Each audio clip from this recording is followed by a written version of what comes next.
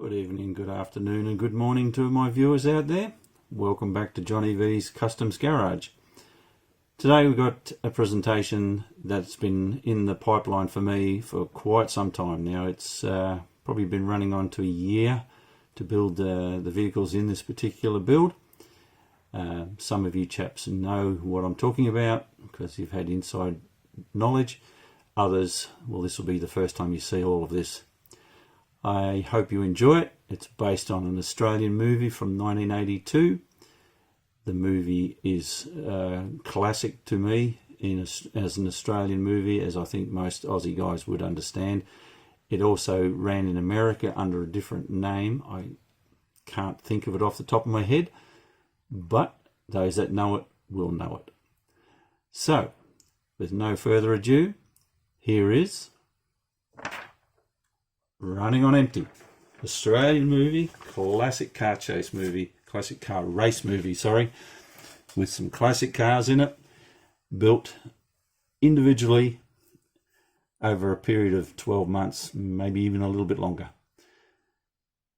The precedent of the movie was based on during the 80s and late 70s. We had the fuel crisis in this in Australia as in America. I'm assuming the same.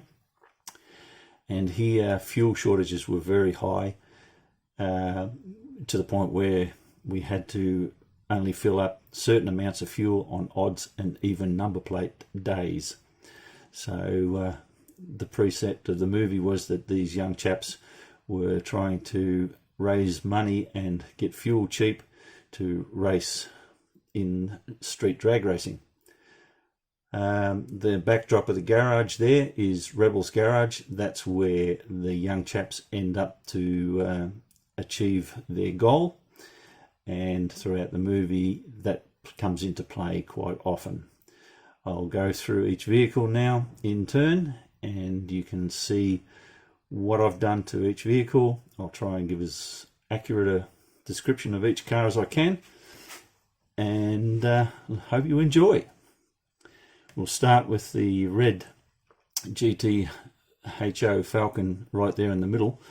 This car I never actually did anything to, purely on the grounds that there was no point, because this car I bought like this and it's exactly what was in the movie.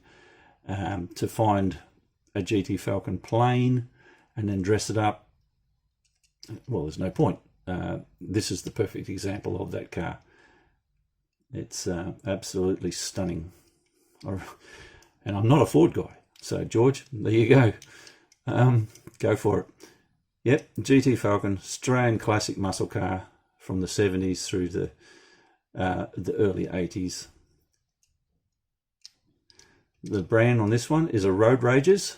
It was purely made in Australia, or made for Australian people buying, because I haven't seen anyone else have them. It was also manufactured in China, as most of the die-cast are nowadays in this world. But an absolutely neat looking car. Absolutely neat. Well, I think I might be able to get the bonnet open with the black. There we are. There's your nice, either a Cleveland or a Windsor 351 with a shaker motor on, shaker scoop on the top. Certainly nice. Sadly, this car in the movie gets trashed time over, but you need to watch the movie to see what actually happens to it. So there you go, guys. One GTO Phase 3 Falcon. Stunning motor car. Alright, next car to come along that was represented in the movie infrequently but was definitely prevalent is the Falcon Police Car. Again, this is a Hot Wheels GT Falcon, totally de-GT'd to the best of my ability to create a standard looking Falcon. They don't make 4 doors in this particular era, so I had to use the 2-door to do it. But there we have it. So I've taken the spoiler off the boot lid, filled in the flutes in the quarter panels,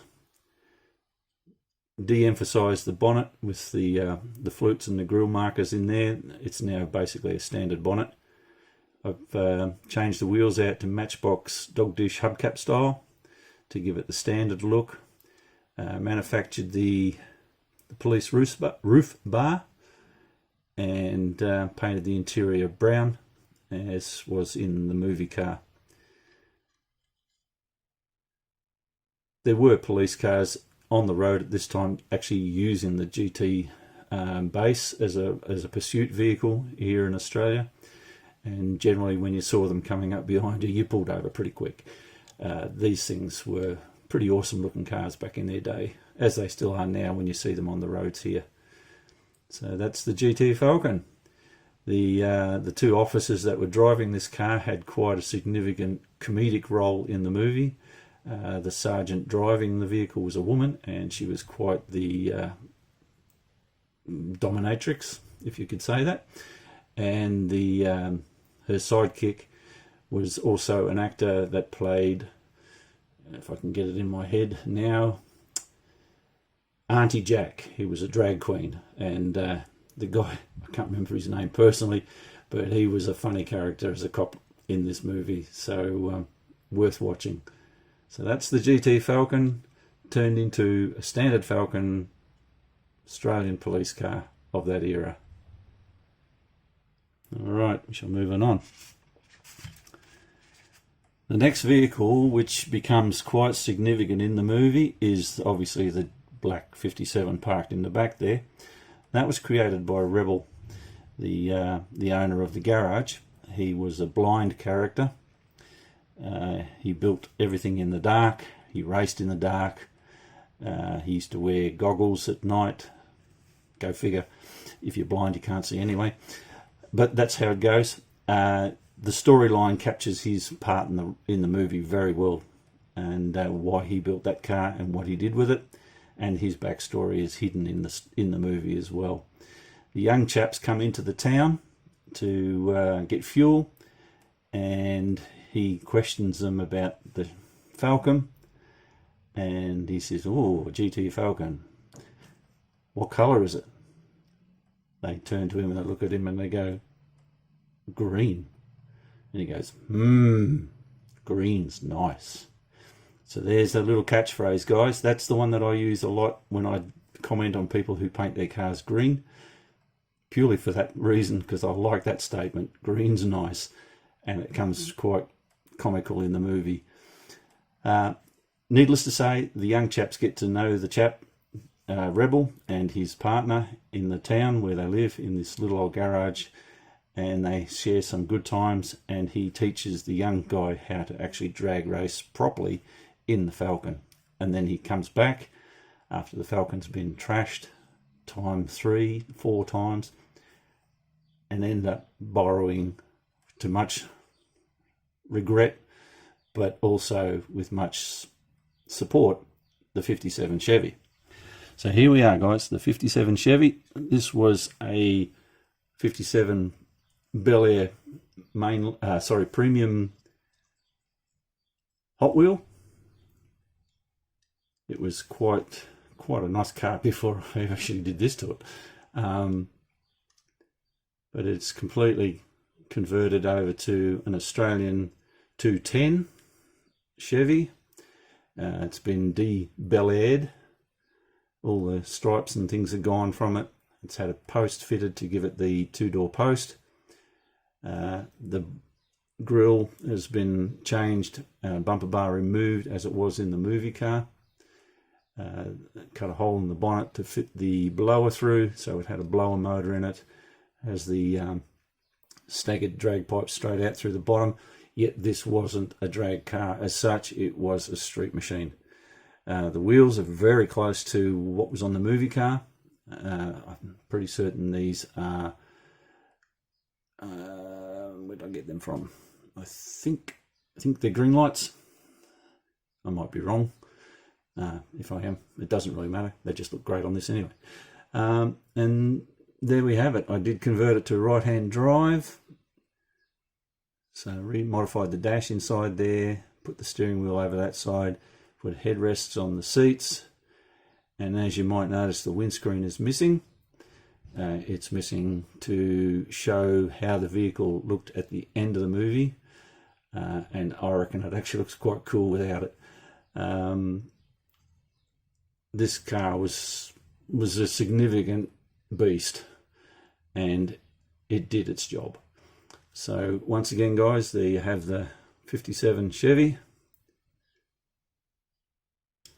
and actually the backdrop here, the movie cover, that's him actually sitting in the front seat of this Chevy. As you can see, the headrest behind his head.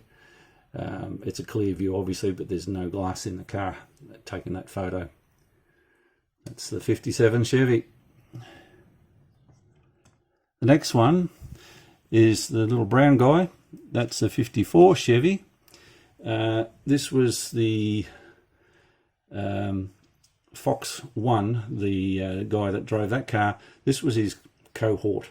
He was the guy that used to do the spotting for the police, any ramming, causing general mayhem on the roads when that time came. And the reason he's poking his head out of the roof is because in a lot of the film he seems to be doing that, so I manufactured that into the car as well. The push bar on the front is all handmade, styrene, bent, molded and fitted. The grille is a wire grille that I've made and twisted into it. All the modelled pieces in there were all cut out. This was actually one of those Hot Wheels that had the plastic bonnet that was fluted with the chrome interior, and I think it had the flame stripe paintwork. So needless to say, that's all gone now. The wheels are the old Hot Wheels wheels, but they resemble a basic steel wheel, which was really what needed to be on the car.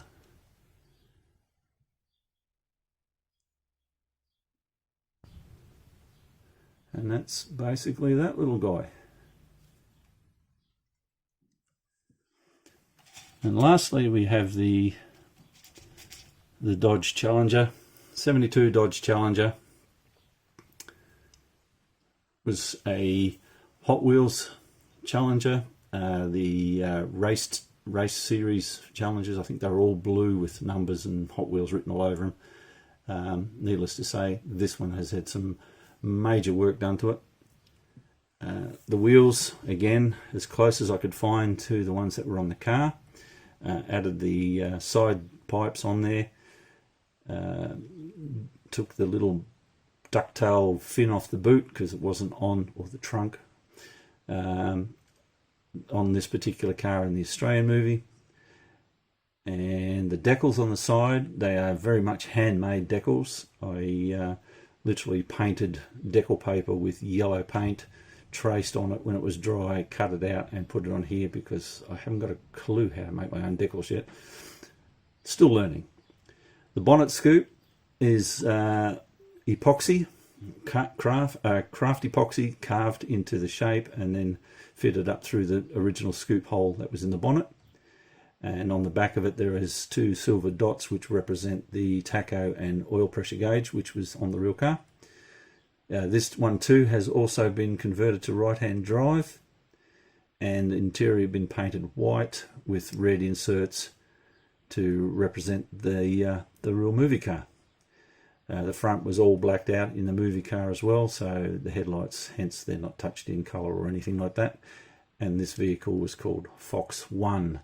There were meant to be stripes on the bonnet here that were too fine for me to fiddle with. So if I can learn this decal making caper, this car is going to get another go at and fix that all up. But that's her at the moment, and without giving too much of the movie away, this doesn't end well. I'll leave it at that. And there we are, guys. I hope you enjoyed this little presentation. There will be more coming into this over next year. I will hope to finish the garage off completely. I want to do more weathering to it, actually turn it into a shell station. This is actually a green light garage. It needs to be more Australianised for this particular movie. Obviously diorama base, things like that, backgrounds. So those things will happen over next year, and I can show you that when that happens. I do have a photographic record of each of the vehicles when they were being made, so I will be uploading those next year as well, each in turn. I didn't video those, I just still shot at each stage as I went. You'll get to see that too as I go along. All of this, look, is in your hands. Enjoy it. Thank you for watching. Hope you enjoyed my stuff throughout this year. Please like and subscribe. Thank you to all my subscribers that are already with me and giving me the encouragement to continue doing this hobby and doing YouTube especially.